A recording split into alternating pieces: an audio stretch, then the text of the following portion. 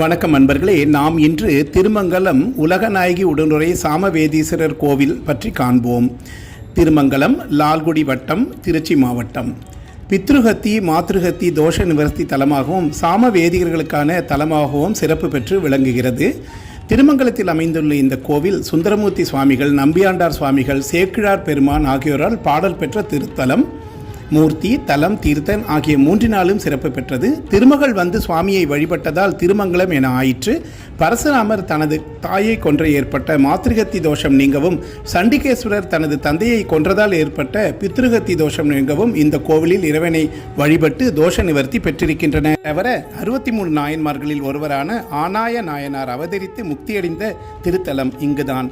4 வேதங்களில் ஒன்றான சாம வேதத்தை கொண்டு இங்குள்ள இறைவன் சாமவேதீஸ்வரர் என்று அழைப்பது தனிச்சிறப்புடையது. இந்த கோவிலில் இறைவன் சாமவேதீஸ்வரர் லிங்கஸ்வரூபியாக காட்சியளிக்கிறார். இறைவன் அருளால் ஜெய்மணி முனிவர் சாமவேதத்தை 1000 சாகைகளாக பிரித்தார். அதனால் இவ்விறைவனுக்கு சாமவேதீஸ்வரர் என்று பெயர் ஏற்பட்டது. பெரிய புராணத்தில் சேக்கிழார் சுவாமிகள் இசை விரும்பு கூத்தன் என்று இந்த திருக்கோவில் இறைவனை குறிப்பிட்டிருக்கிறார்.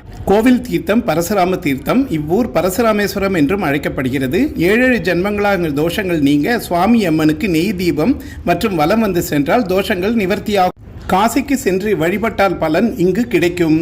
கோவிலில் அபயமுத்திரையுடன் காட்சியளிக்கும் தட்சிணாமூர்த்தி இந்த சிவாலயத்தில் சின்முத்திரையுடன் காட்சியளிப்பார்.